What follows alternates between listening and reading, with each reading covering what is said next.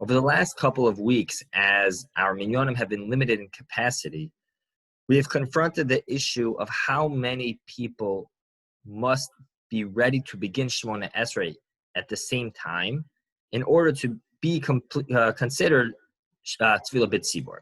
Right? We know certainly that we need 10 adult men in the room in order to have a tzibor altogether. But the question is, do we need all 10 of them to be ready to begin Shemoneh Esrei at the same time? Or what if 1, 2, or 3 are possibly somewhat behind?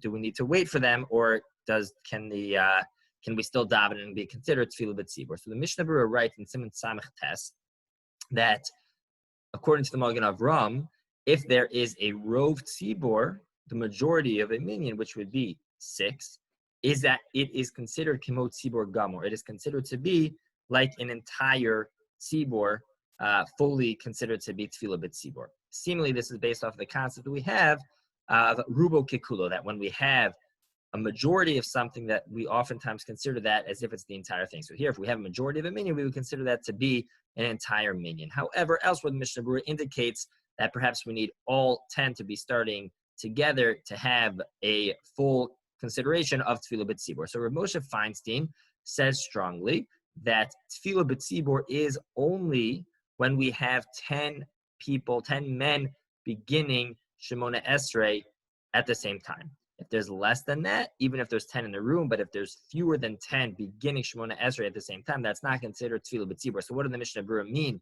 when he says that it's Kemo Tzibor Gamor? That is in the context of the repetition of Shemoneh Esrei, of being able to repeat Shemoneh Esrei and recite Kedusha. Then we would only need at least 6 as long as there are 10 in the room. But in order to have all the benefits of being considered Tefillah B'tzibor, that requires 10 beginning together. And in fact, that's how Rav Scheinberg wrote as well, that there's 2 aspects of Tefillah B'tzibor. There's Tefillah B'tzibor and Tefillah HaTzibor.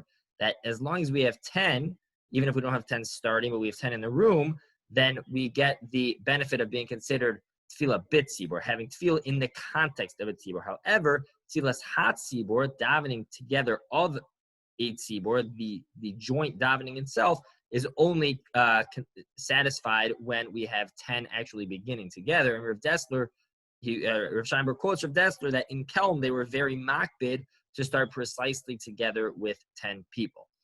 On the flip side, the Minchas Yitzchak, Dayan Weiss, writes that no. When the Mishnah Berurah wrote that you need 10 beginning together, that was only lechatchila. But b'diavad, certainly 10 has all of the benefits of Tefillah B'tzibor, and that when the Mishnah Berurah writes in Siman Samech Tes that it's Kemo Tzibor Gamor, that he holds that very strongly, that it is for sure considered Tefillah B'tzibor Gamor. Yeah, sure.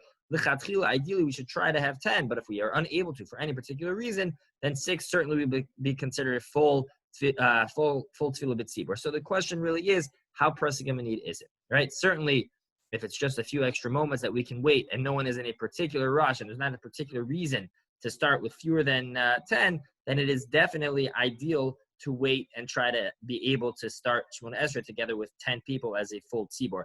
However, if there's any specific reason that we do not want to wait, or is tircha b'tzibor or something similar, then certainly 6, according to many Achronim, would have all the benefits of tefillah b'tzibor, and that would be sufficient. The next question to be addressed will be the question of how many do we need in order to repeat Shemoneh Esrei, to have chazar sashatz. That will be the next topic addressed. Have a fantastic day.